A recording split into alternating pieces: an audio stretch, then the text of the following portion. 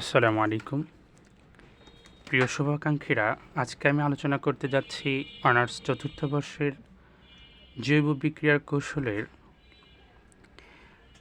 Maybe চতুর্থ অধ্যায়ের একটি প্রশ্ন, উলফ কৃষ্ণার বিজারণ বিক্রিয়া। উলফ কৃষ্ণার বিজারণ বিক্রিয়া। তো দেখুন, উলফ কৃষ্ণার বিজারণ বিক্রিয়া কি? কার্বনাইল যৌগ হাইড্রোজেনের সাথে বিক্রিয়া করে হাইড্রোজোন গঠন করে।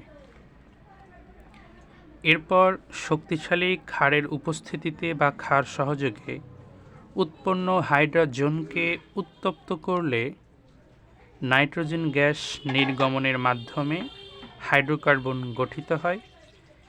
এই বিক্রিয়াকে বলা হয় উলফ কৃষ্ণার বিজারণ বিক্রিয়া। তো দেখুন, এখানে যে একটি কার্বনাইল যৌগ দেওয়া আছে এবং এটা হচ্ছে হাইড্রোজেন। কার্বনাইল যৌগ এবং হাইড্রোজেন বিক্রিয়া করে এই যেটা গঠিত করেছে বা গঠন হয়েছে, এটাকে বলা হয় হাইড্রোজোন। হাইড্রোজোন উৎপন্ন হাইড্রোজনকে পটাশিয়াম হাইড্রোক্সাইডের উপস্থিতিতে 180 ডিগ্রি সেন্টিগ্রেড তাপমাত্রায় উত্তপ্ত করলে এখান থেকে এই নাইট্রোজেন অণুটা অপসারিত হয়ে নাইট্রোজেন পরমাণুগুলো নাইট্রোজেন অণু হিসেবে অপসারিত হয়ে যে যৌগ সৃষ্টি করে সেটা হচ্ছে কি হাইড্রোকার্বন বা মূলত অ্যালকিন গঠিত হয় উলফ কৃষ্ণার বিজারণ বিক্রিয়ার মাধ্যমে। তো দেখুন, এখন আমরা উলফ কৃষ্ণার বিজারণ বিক্রিয়ার কৌশল সম্পর্কে জানব। বিক্রিয়াটি একাধিক ধাপে সংঘটিত হয়, এজন্য ভীত সন্ত্রস্ত না হয়ে একটু খেয়াল করলেই বুঝে আসবে যে বিক্রিয়াটি আসলে কতটা সহজ। দেখুন, প্রথম ধাপে হাইড্রোজোন গঠিত হবে। আমরা এই যে একটি কার্বনাইল যৌগ নিয়েছি আর এখানে হাইড্রোজেন নিয়েছি, তাহলে প্রথম ক্ষেত্রে কি হয় দেখুন, কার্বন এবং অক্সিজেনের মধ্যে আমরা জানি অক্সিজেনের তড়িৎ ঋণাত্মকতা বেশি। এজন্য অক্সিজেন পরমাণু এই দ্বিবন্ধন থেকে পাই ইলেকট্রনটা তার তড়িৎ ঋণাত্মকতা বেশি হওয়ার কারণে এই মাঝখান থেকে ইলেকট্রন নিজের দিকে টেনে নেবে, ফলে অক্সিজেন আংশিক ঋণাত্মক এবং কার্বন আংশিক ধনাত্মক প্রান্তের সৃষ্টি করবে। কার্বনের এই ধনাত্মকতা হ্রাস করার জন্য পাশে যে হাইড্রোজেন আছে, এই হাইড্রোজেনের নাইট্রোজেন পরমাণু নিঃসঙ্গজ ইলেকট্রন ওই কার্বনকে দিয়ে দিবে। ওই কার্বনকে দিয়ে দেওয়ার ফলে এই কার্বনের ধনাত্মক চার্জটা আর থাকবে না, সেটা বিলীন হয়ে যাবে। দেখুন এর পরবর্তীতে কি হয়, তাহলে এই কার্বনের সাথে এই যে অক্সিজেন পরমাণুটা যে ইলেকট্রন টেনে নিয়েছিল, ইলেকট্রন টেনে নিয়ে এখানে নেগেটিভ চার্জ সৃষ্টি করেছে। আর কার্বনের ধনাত্মক চার্জের পরিমাণ হ্রাস করার জন্য নাইট্রোজেন পরমাণু যে নিঃসঙ্গজ ইলেকট্রন দিয়েছিল, এখানে এসে সেই নাইট্রোজেনের উপর প্লাস চিহ্ন হয়েছে, অর্থাৎ নাইট্রোজেন কার্বনকে ইলেকট্রন প্রদান করেছে। জাস্ট এখানে আমরা কি করেছি, এই নাইট্রোজেনের সাথে যে দুইটা হাইড্রোজেন পরমাণু ছিল, একটিকে হাইড্রোজেনের সাথে রেখে দিয়েছি আর একটিকে আমরা বন্ডের মাধ্যমে প্রকাশ করেছি। তো এখানে দেখুন, অক্সিজেন পরমাণু এই হাইড্রোজেনকে ইলেকট্রন দিয়ে পরবর্তীতে কি করবে, এখানে হাইড্রোক্সিল গঠন করবে। হাইড্রোক্সিল গঠন করলো, এখানে দেখুন এখানে কিন্তু নাইট্রোজেনের উপর কোনো প্লাস চিহ্ন নেই। কেন নেই? অক্সিজেন যখন হাইড্রোজেনকে ইলেকট্রন প্রদান করেছে, তখন হাইড্রোজেন এবং নাইট্রোজেনের মধ্যকার বন্ধনে যে একটি বন্ড মানে দুটি ইলেকট্রন, এই ইলেকট্রনের তো কোনো প্রয়োজন নেই। তাহলে সেটা কি করবে, এই নাইট্রোজেন পরমাণুর উপর যে পজিটিভ চিহ্ন আছে তার মানে ওর ইলেকট্রনের প্রতি আকর্ষণ আছে। তাই অক্সিজেন যখন হাইড্রোজেনকে ইলেকট্রন দিয়ে হাইড্রোক্সিল গঠন করবে, তখন এই নাইট্রোজেন আর হাইড্রোজেন মধ্যকার এই ইলেকট্রনকে নাইট্রোজেন পরমাণু নিজের দিকে কি করবে, টেনে নেবে। টেনে নেওয়ার ফলে এই নাইট্রোজেন পরমাণুর উপর যে ধনাত্মকতা ছিল সে ধনাত্মকতা হ্রাস পেয়ে এখানে শুধু কি হবে, নাইট্রোজেন পরমাণু হিসেবে অবস্থান করবে। তো এরপরের ধাপে বা এই পর্যায়ে আবার কি হবে, নাইট্রোজেনের সাথে যে একটি হাইড্রোজেন ছিল সেটাকে আমরা আবার বন্ডের মাধ্যমে প্রকাশ করব। এখান থেকে অক্সিজেন পরমাণু পুনরায় নিঃসঙ্গ জোড় ইলেকট্রন হাইড্রোজেনকে দিয়ে দিবে, দিয়ে এই দুইটা মিলে কি করবে, পানি গঠন করবে। যখন পানি গঠন করবে আর মাঝখানের এই ইলেকট্রনটা আবার এই কার্বনের দিকে কি করবে, এই নাইট্রোজেনের দিকে চলে গিয়ে এখানে দ্বিবন্ধন বা পাই বন্ধন গঠন করবে। পাই বন্ধন গঠনের পর যে জিনিসটা আছে সেটাকে আমরা কি বলি, হাইড্রোজেন। এটাকে আমরা কি বলি, হাইড্রোজেন। এটা ছিল আমাদের কি প্রথম ধাপ। এবার দ্বিতীয় ধাপে আসি। হাইড্রোজেন গঠন হওয়ার পর পটাশিয়াম হাইড্রোক্সাইড থেকে হাইড্রক্সিল আয়ন হাইড্রোজেনের প্রথম নাইট্রোজেনের এই হাইড্রোজেনটাকে অক্সিজেন পরমাণু নিঃসংযোগ ইলেকট্রন দিয়ে এই হাইড্রোজেন আর অক্সিজেন মিলিত হয়ে পানি গঠন করে এখান থেকে চলে যাবে। চলে গেলে এই নাইট্রোজেন আর হাইড্রোজেনের মাঝখানে ইলেকট্রনকে নাইট্রোজেন পরমাণু আবার নিজের দিকে টেনে নেবে। টেনে নিয়ে এখানে নাইট্রোজেনের উপর কি করবে, ঋণাত্মক চার্জ সৃষ্টি হবে।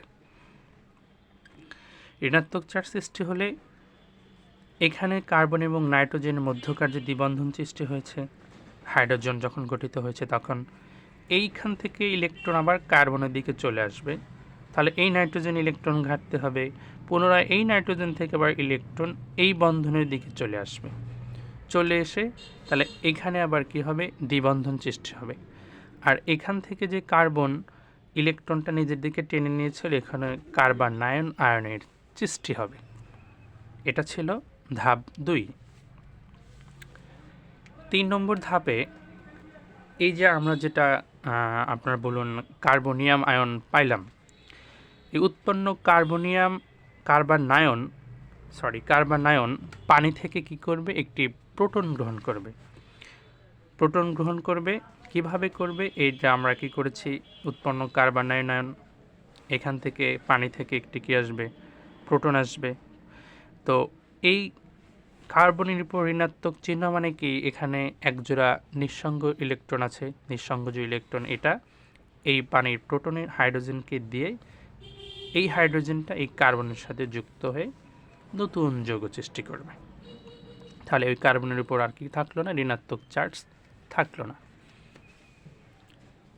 চতুর্থ ধাপে পুনরায় ক্ষারক নাইট্রোজেনের সাথে যুক্ত হাইড্রোজেনকে কি করবে, হাইড্রোজেন পরমাণুকে অপসারণ করবে। কিভাবে করবে, তো আমরা যৌগ পেয়েছি এটা, এই যৌগটা পুনরায় আমরা এখানে লিখলাম। এই যে ক্ষারকের উপস্থিতিতে অক্সিজেন পুনরায় কি করবে, নিঃসংযোগ ইলেকট্রনের মাধ্যমে এই হাইড্রোজেনকে কি করবে, প্রদান করে এক মোল পানি গঠন করে অপসারিত হয়ে যাবে। পুনরায় কি হবে, এখান থেকে ইলেকট্রনটা নাইট্রোজেনের দিকে চলে গিয়ে এখানে আবার নাইট্রোজেনের উপর ঋণাত্মক চার্জ সৃষ্টি করবে। এটা ছিল চতুর্থ ধাপ। পঞ্চম ধাপে এই যে আমরা কি পেলাম, নাইট্রোজেনের উপর ঋণাত্মক চার্জ সম্বলিত যে একটা যৌগ পেলাম বা একটা আয়ন পেলাম, এখানে কি করবে, ঋণাত্মক চার্জ নাইট্রোজেন থেকে কার্বনের দিকে চলে যাবে এবং N2 অপসারিত হয়। কিভাবে হয়, এখান থেকে যখন ইলেকট্রনটা কার্বনের দিকে চলে যাবে তখন এই নাইট্রোজেন ইলেকট্রন ঘাটতি সৃষ্টি হবে। এখান থেকে যখন ইলেকট্রন কার্বনের দিকে চলে যাবে এই নাইট্রোজেনে ইলেকট্রন ঘাটতি সৃষ্টি হবে। পরবর্তীতে এই নাইট্রোজেনের উপর যে আমরা ঋণাত্মক চার্জ ছিল তার মানে ইলেকট্রনের প্রাধান্য এখানে বেশি, এখান থেকে ইলেকট্রনটা এই বন্ধনে চলে আসবে। তাহলে নাইট্রোজেনের মাঝখানে কয়টি বন্ধন সৃষ্টি হবে, 3টি বন্ধন সৃষ্টি হবে। আর আমরা জানি যে N2 অণু পরস্পরের মাঝে 3টি বন্ধনই থাকে, একটি সিগমা বন্ধন আর 2টি পাই বন্ধন। তাহলে এই নাইট্রোজেন পরমাণু এখান থেকে যখন এখানে ইলেকট্রন দেবে তখন 3টি বন্ধন হয়ে যাবে, আর ইলেকট্রনটা তো কার্বন নিজের দিকে টেনে নিয়েছে। তাহলে N2 অণু, এই যে এখানে N2, N triple bond N, N2 অণু অপসারিত হয়ে গেল। আর এখানে ওই যে কার্বন আয়ন আনচিষ্ট হলো, কেন হলো? ওই যে কার্বন এখান থেকে ইলেকট্রন নিজের দিকে টেনে নিয়েছে, এখানে কি হলো? কার্বন আয়ন আনচিষ্ট হলো। তাহলে এই কার্বন আয়নকে দূর করার জন্য আমরা কি করব? এই কার্বন আয়ন আবার পানি থেকে পুনরায় একটি কী করবে? প্রোটন গ্রহণ করে হাইড্রোকার্বন বা অ্যালকেন গঠন করবে। এই যে কার্বন আয়ন পানি থেকে একটি প্রোটন ছিল, হাইড্রোজেন আয়ন, এখান থেকে ইলেকট্রনটা কি করবে? এই হাইড্রোজেনের কাছে চলে যাবে। চলে গেলে তখন কি হবে? এই হাইড্রোজেনটা কার্বনের সাথে যুক্ত হয়ে এই যে হাইড্রোকার্বন বা অ্যালকেন গঠন করবে। আর এই যে পানির হাইড্রোক্সিল আয়ন এখানে আছে। তো এটাই হলো আমার কি উলফ-কির্শনার বিজারণ বিক্রিয়ার মাধ্যমে অ্যালকেন বা হাইড্রোকার্বন গঠন প্রক্রিয়া। বিক্রিয়াটি একটু বড় হলেও কিছু বোঝার বিষয় আছে এবং অত্যন্ত সহজ। এবার দেখুন আমরা একটা প্রয়োগ দেখব। প্রয়োগ হলো আমরা ওখানে দেখুন অ্যালকাইলমূলক, যদি আমরা আর কে অ্যালকাইলমূলক হিসেবে ধরি তাহলে এখানে আমরা কার্বনিল যৌগ হিসেবে নিয়েছি প্রোপানন। প্রোপাননের সাথে হাইড্রোজেনের বিক্রিয়ায় প্রথমে কি হয়েছে? হাইড্রোজেন, এটাকে বলে হাইড্রোজেন গঠিত হয়েছে। উৎপন্ন হাইড্রোজেনকে আমরা পটাশিয়াম হাইড্রোক্সাইডের উপস্থিতিতে 180 ডিগ্রি সেন্টিগ্রেড তাপমাত্রায় উত্তপ্ত করার ফলে যে যৌগটা পেয়েছি সেটাকে বলা হয় হাইড্রোকার্বন, আর এটা হলো কি নাইট্রোজেন অণু। তাহলে উলফ-কির্শনার বিজারণ বিক্রিয়া মূলত কী ছিল?